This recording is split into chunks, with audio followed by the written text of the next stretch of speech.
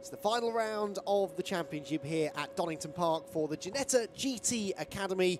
One more 20-minute race to round out what has been a fantastic season in this newest of championships within the Ginetta Racing roster, and the Donington Park Grand Prix circuit in glorious sunshine here. It's even got quite warm actually over the last hour or so, so perfect conditions for the drivers to enjoy their final battles on track. Championships have been decided in both the GTA and the rookie class, and indeed all of our top 3 positions within the championships now decided too. So we can put the calculator to one side for a bit and just enjoy what should be a really, really good race. We've had 2 good races already for the Ginetta GT Academy drivers. Leo Caravasli was a winner yesterday in the dry-ish conditions, and then won again earlier on this morning in very damp conditions in a race that was safety car affected. We had a couple of safety cars, reasonably lengthy ones as well, unfortunately, as a result of some early dramas for a couple of people. But Leo Caravasli was able to catch and overhaul Mark Warren for the race win. And he was able to win in the end by 2 seconds because Mark Warren dropped down the order slightly in the last few laps to 4th place.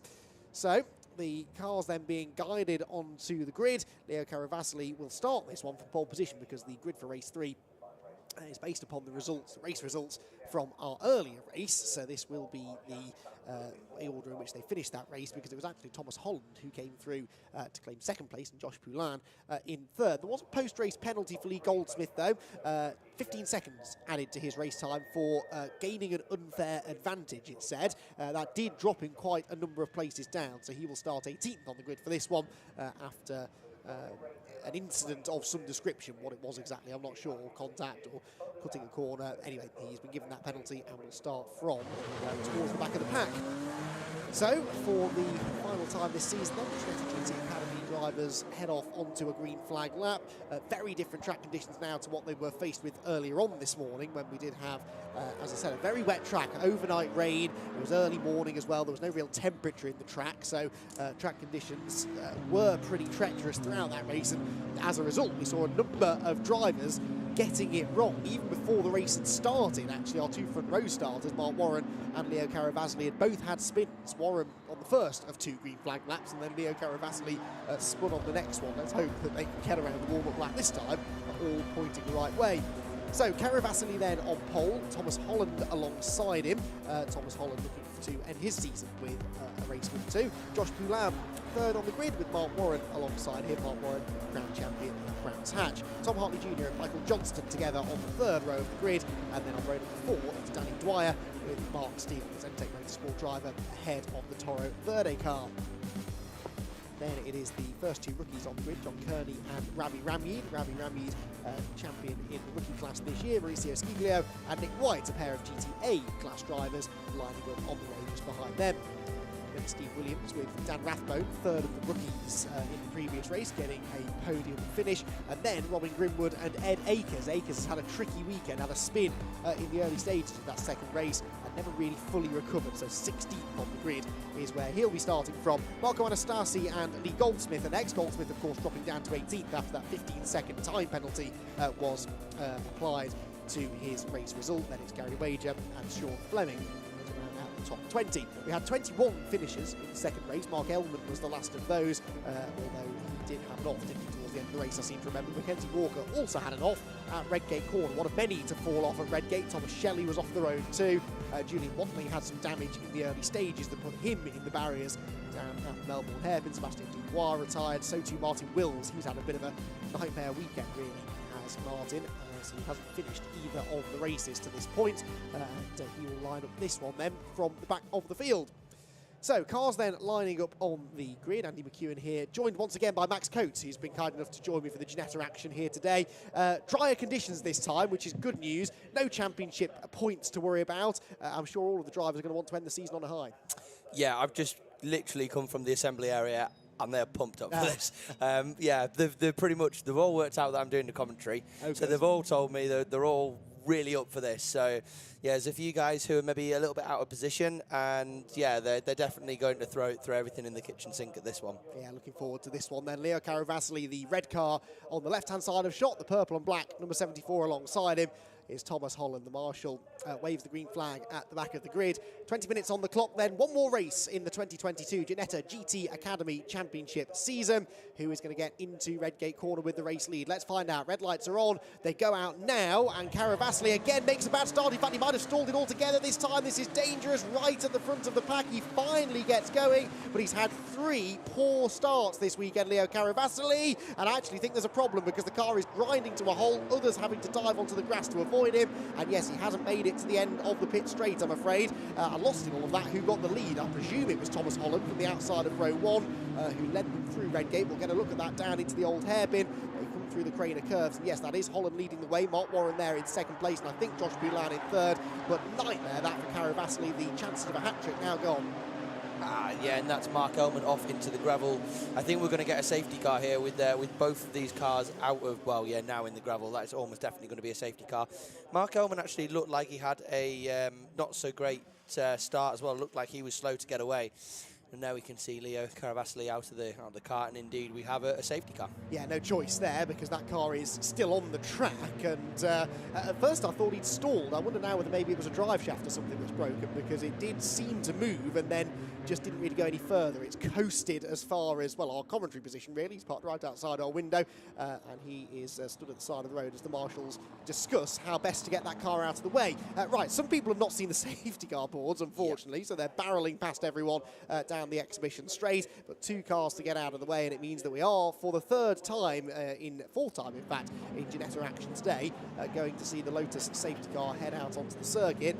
Difficult actually for drivers at the back of the pack sometimes to spot those safety car boards. You're not really looking for them on the first lap. You've got the low afternoon sun in your eyes as well, so it happens more often than you'd think, that, doesn't it? Yeah, I mean, for us watching, we've got a great big banner at the top and you can't really miss it, but as a driver, yes, if you're in the heat of battle, sometimes the marshal's posts are kind of out of view because another car's blocking it, so it does happen, but often you kind of understand that there's everybody else going really slowly, so usually you can kind of work out something's happened.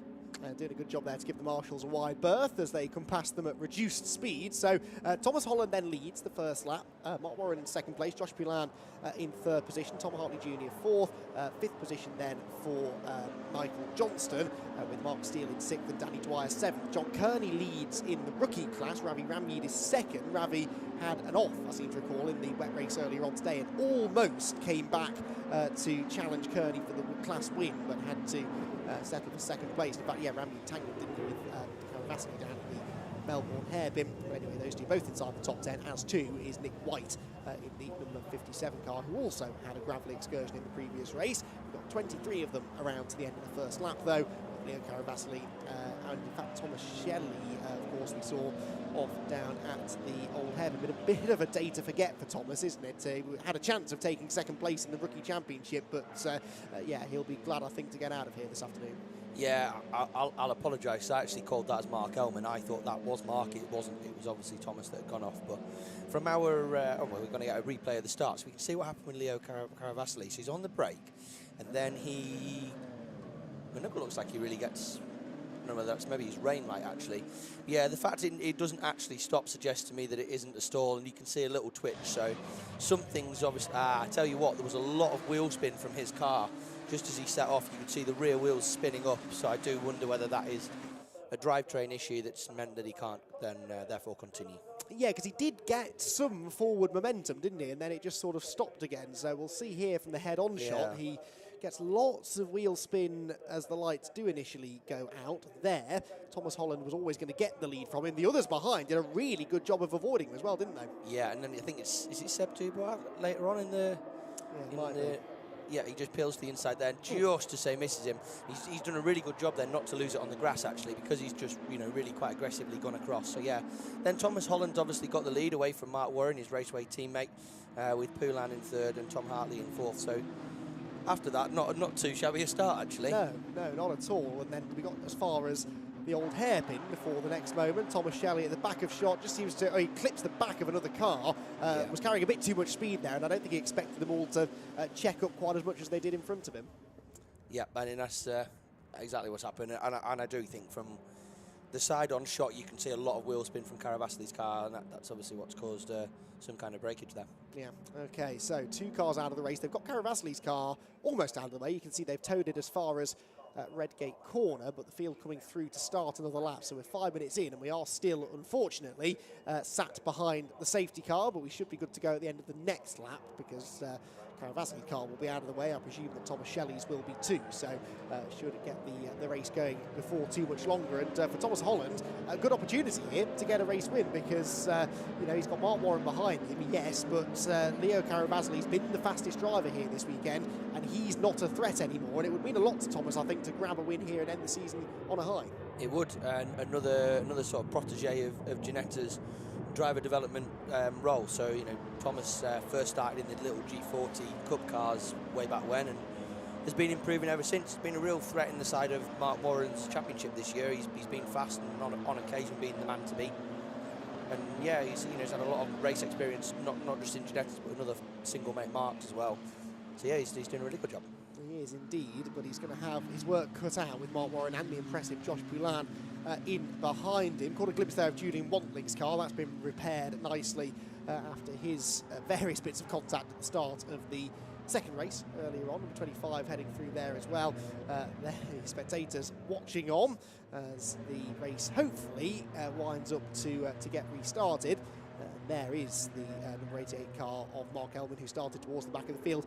What of the progress for Lee Goldsmith as well, because he dropped down the order after that. 3 or 4. I think he was one of the highest climbers on the first lap, as I was having a little look at before. I think Ed Akers was another of the high climbers. I think he was up 3 positions. So he, from memory, had a pretty incredible final race here last year to finish out his maiden campaign. So Ed will definitely be wanting to come through in this one. Yeah, I remember that. Ed Akers, always an exciting driver to watch. The bright orange car, you can't really miss it, just coming down towards the Melbourne hairpin now at a very slow pace, and that's because the safety car has accelerated away, and Thomas Holland has been backing the field up. He's gone quite early, but look at that, Mark Warren has gone with him, so less than a car's length now between the top 2 as we get ready to resume racing. Hopefully that's the last we'll see of the safety car. Just a fraction of 13 minutes to go, and the final round of the Ginetta GT Academy Championship gets back underway with Thomas Holland, the race leader, Mark Warren in his wheel tracks in second place. A small gap back there to Josh Poulin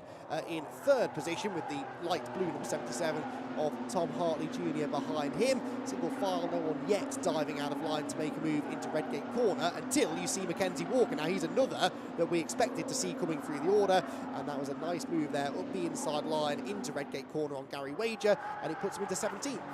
Textbook switchback move. That was yeah, excellent stuff there from Mackenzie Walker. Yeah, awesome move. Stuff. So out of the old hairpin, there's John Kearney, and he's got Ravi Rammeed behind him. So this is the fight for the rookie class lead. It's 8th place overall, but we know that Ravi Rammeed's got the potential to be on the overall podium, so he'll want to try and clear Kearney as quickly as he can here. Kearney's going well this weekend, but Ravi Rammeed knows that he's been a bit quicker, just doesn't have the track position right now to show for it. Over the top of the hill through Coppice they head, and back out along the exhibition straight. Rammeed trying to get a bit of a slipstream down towards the chicane, but this is the fight for the race lead, and Mark Warren is asking all the right questions of Thomas Holland, but Thomas looked really good on the brakes then into the chicane and still managed to carry good speed out of it. It's tempting into that chicane to carry lots of speed in, but it's the exit that really matters, because this is one of the best overtaking opportunities on the circuit. That is a proper lunge. I kind of knew that was covered. We've been speaking with Ravi just before, and he said he was going to be overtaking everywhere. Was his words. But John Kearney's had a really strong end to the season. He's running in 8th place there. I think his highest position was 7th last time out. He had his first Rookie Cup win. He's had an excellent end to the season, and I think actually that's again been proven in the British GT with Darren Lung winning in that. he was a rookie last year. Yeah, in this championship. absolutely. Darren Lung really impressive. So too Mark Warren, who's just taken the lead from Thomas Holland. That was another textbook dive up the inside at Redgate corner. So Mark Warren now moves ahead of Thomas Holland. What can Holland do to try and get that back? Warren setting the fastest lap there on the previous lap. A 1:43.4 out wide goes Tom Hartley Jr. Bounces over the grass. Another easy mistake to make that through the very tricky right-hander at the old hairpin. Just drops him a few tenths further back now from Josh Poulan, who he was only 4 tenths behind at the start of the lap. That's probably doubled now with that little grassy moment at the old hairpin. And you can see the rest of them coming through. We do now have Ramy ahead of John Kearney, so he had that failed attempt down at the Melbourne hairpin. It actually cost him a position, but Ramy has now gone back ahead of Kearney, and I think ahead of Nick White again as well, to move back into the rookie class lead. You can see Mackenzie Walker continuing to make progress. Walker is charging through the field nicely here. I don't know where Nick White's gone, because I'm pretty... Oh, there he is, just in front of Ramy. So I'm guessing there was maybe a move on John Kearney from one of them, and the others followed through. Yeah, that would make sense. So John Kearney then losing a couple of positions as a result of that, with Nick White, of course, running in the GTA class, and now Ramy starting to get away, but he looks to the inside of Nick as they drop into the Melbourne hairpin. Ramy looking to try and get a bit further up inside the top 10. He's 9th at the moment. He wants to get a move on as well because Ed Akers is coming through. Ed Akers was 12th a moment or two ago, but he's trying to take 11th here from Maurizio Sciglio, who defends the inside line. Completely contrasting lines going into Goddard's. Will that give Akers the exit speed? Not quite. Doesn't get the overlap, but he's close enough here for a lunge into Redgate, I think. I think that's incoming, so I'm going to watch out the commentary box because this could be quite spectacular, and he does go for it, does Ed Akers, into turn 1. Yeah, beautiful little move up the inside, and I think he's going to be able to keep that on the way out. Should be able to. That was nicely done from Akers, and now he's got a bit of clear air ahead of him to John Kearney, actually, who will be the next car that he's going to try and get past, and that will be for 10th position then. Down into the crane of curves they go. Akers with a bit of work to do now to catch the next little group of cars ahead. Mark Warren is doing some good work out in front. He's pulled out a 9/10 of a second advantage, set another fastest lap of 1:42.780. That's fast. That is fast, isn't it? I was about to compare that to yesterday's fastest lap, and it's a full 3 tenths faster. Mark Warren's flying. Yeah, I think a 42.6 was pole from Caravasli, so that is a properly quick lap, about as fast as we've seen, well, to be honest, over the last 4 days when we've been testing and racing here at Donington Park. That is rapid, and you kind of expect that. We've got good conditions now, still reasonably low ambient temperatures, but it is a dry circuit. The drivers have had plenty of track time as well, and that is enabling them now to set some really good lap times. 42.7 for Mark Warren was 1.2 seconds faster than Thomas Holland. Of course, there was an overtake at the start of the lap, which explains why the gap is only 9/10. Right, Ramy on the tail of Nick White, tries to jink to the inside at Melbourne. It's a tricky one, isn't it? He just tried to take a slightly earlier apex, but you're relying there on the driver ahead knowing that you're coming. Absolutely. I tell you what, that lap from Mark Warren is even more impressive to say that he overtook somebody at the start of it. Yeah, exactly, didn't he? He was on the inside at Redgate, wasn't he? Doing a compromised line. So very, very impressive effort there from Mark Warren. Here, Ramy, where does he make the move then on Nick White? Of course, White is sort of stuck in behind Dwyer and Mark Steele as well. Is this where the dive comes? Redgate, a popular place to overtake, and Ramy is going to do it, is he? Well, he's got the inside line, but Nick White hanging tough around the outside, gets the traction, carries the momentum off the corner, and that was really good driving that from both of them. They left each other plenty of space, and Nick knew that even though he'd given the inside line away, the exit speed from that corner would still be his. Absolutely, and unless you can get a long way past somebody, it's going to be really difficult to go around the outside of the crane curve. So it's always going to be difficult, and the problem that Ramy's got there is because there's another car in front, he can't lunge in and go into that gap. So actually, I think it's Danny Dwyer just ahead. That's just making it a little bit more difficult for Ramy to overtake. It is. There's the number 22. That's Mark Steele at the head of that little train. Nick White just having a little peek to the inside. In fact, more than a little peek. He's committed to the move there on Danny Dwyer, but backed out at the apex. That drops him back into the clutches of Ravi behind. 6.5 minutes then to go. Ramy trying now to take 8th position away from Nick White. He's already leading his class, but he wants to round out his season with the best possible overall result, and White went in a bit hot there into the chicane. That's going to give Ramy the run down into the Melbourne Loop, and unless Nick White comes that inside line, Max, I think Ramy could be through. I say this will be a lunge. I can guarantee you that. So there we go. He's a good move. This time he's executed it. Oh, is that Mark Steele running wide on the way out? I'm not quite sure what's happening. It looks like he's got a problem with blood. Man, he just missed him there. Yes, that was Ed Akers, and that was good reactions, and that is Josh Poulin. How's he got there? That's a lock up into the last corner by the looks of it. So there's a little bump just as you hit the brake, and if the car locks on that lump, it's really difficult to get it back. So I think that's what's happened. That will have promoted Tom Hartley Jr. into his first overall podium. So I can tell you there'll be a Ben Green stood somewhere on the sidelines going ecstatic at the moment. Indeed, Ben Green, a friend to the British GT family, of course. There's Ed Akers then. He has also gained all of that, I suppose. Akers is now 9th with John Kearney ahead of him. There, Ramyeed, excuse me, ahead of Nick White, as we saw that move made down at the Melbourne hairpin, and now he'll try and do a similar thing, I would think, to Danny Dwyer ahead. This will get Ramyeed into the top 5. There's been a bit of good fortune here in other people having problems, but it has been a typical Ramyeed drive this. You know that he's a good overtaker. We know he's got good single lap pace as well, and he's delivering on that right now. 5th place definitely doable. Yeah, and if he's to live up to his expectation, he needs to overtake everywhere. So I'm expecting to see something spectacular here for Ravi on for a move on Danny. So, although he's not quite shaken off Nick White yet, actually. No. Nick White sort of weaving around behind him, forcing Ravi just to hold that middle ground a bit longer than he'd like to. Now going into the Property S's, but I don't think it's going to repay the favour on the brakes. Going into the Melbourne loop, let's find out. There goes the number 12 car of Johnston, then it's Dwyer, then Ramyeed, then White, then Kearney defending from Ed Akers. Akers is the one arriving in a hurry here, and I think the move is coming very shortly on the car ahead. And there, the first of the white and red cars, Mackenzie Walker, the other coming from the back, and there is a spin, and around goes Lee Goldsmith. So penalty in the previous race, and a spin at the Melbourne hairpin this time. I don't think there was contact. As we discussed in the previous race, though, Max, very easy to light up those rear tyres on acceleration. Absolutely, and especially there in the middle of the hairpin, what happens is a lot of cars are going in on the brakes. All the weight pitches to the front, and the rear becomes quite light. So the cars have a tendency to be able to spin mid-corner because there's no weight keeping the rear wheels on the floor. Waddling here, looking to the inside line at Redgate corner. That's Dan Rathbone that he's trying to get past. All of this happening. Yeah, that's how that ended. There's been contact at Redgate. Around goes Rathbone, and Julian Waddling's off into the gravel trap. Julian's had a bit of a bruising day. Dan Rathbone, who had been having a good day, actually was running a podium place again, and that's going to be a car stuck in a gravel trap, and possibly another car that's stalled as well.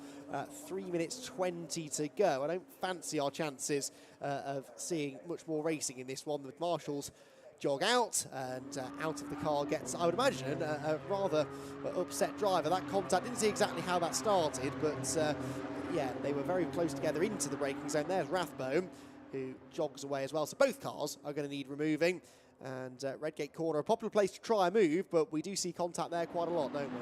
I really hope that that's something that we can cover off on a yellow flag and do a live snatch of those vehicles and just let this race run. So Ed Akers on charge here. Oh, John Kearney spun. No.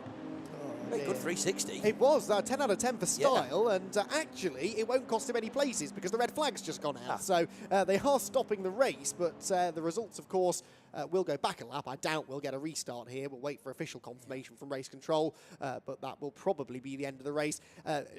Makes perfect sense. Those two cars stuck in a dangerous position. We could sit behind the safety car for the next 3.5 minutes and waste everyone's time, or we could just stop the race early because that's where we're going. It means that Mark Warren is going to sign off his 2022 campaign with another win. Not the way he'd have liked to have done it, but he will get another race victory. And really, once he got past Thomas Holland there, never did look back.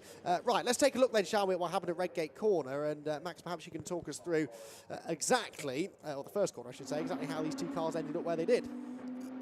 Well, I don't think there's much explaining needs to be done there. So Dan Rathbone's obviously been just in front of Julian Waddling there. As he's hit the brakes, Julian's gone into the back of him, and that set off the spin for Dan, and ultimately then the driving into the gravel for Julian, and then ultimately being beached. And when you're running that close together into a braking zone like that, it's easy to get caught out. And if the car in front brakes a few metres earlier than you expect, then it looked a bit like you just punted him out of the way, but that's far from the truth. I don't think that would be Julian's style at all. So yeah, I think that's just a really unfortunate end to what's been a fantastic season of Ginetta GTA racing. It has been great, hasn't it? And I know you've been involved in it throughout the season. It's great to see this championship continuing to grow. There's some real talent, I think, we've found on the grid this year. Mark Warren in particular has done a really superb job. Really we can't say enough about the job that he did to wrap up the championship as early as he did.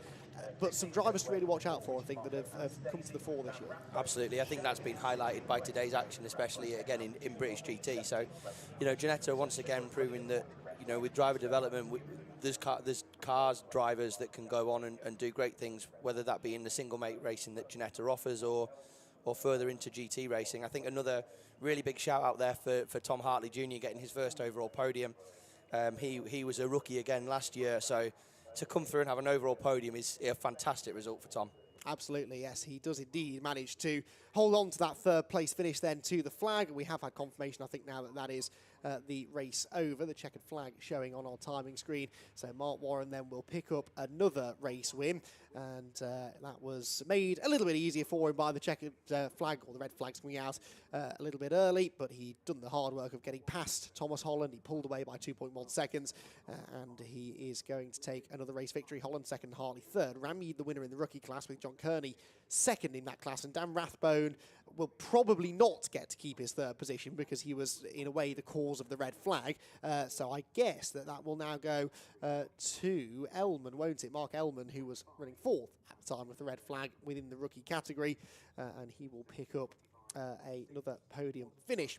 The whole point of Ginetta GT Academy, I suppose, is to provide a new entry level into Ginetta racing. If people out there are interested in coming and joining the Ginetta family, how's the best way for them to go about that, Max? Absolutely. So if you're a young karting person coming in, the Ginetta ethos has been reinforced with a new deal with SRO to continue on this package. There'll be 3 Ginetta championships next year.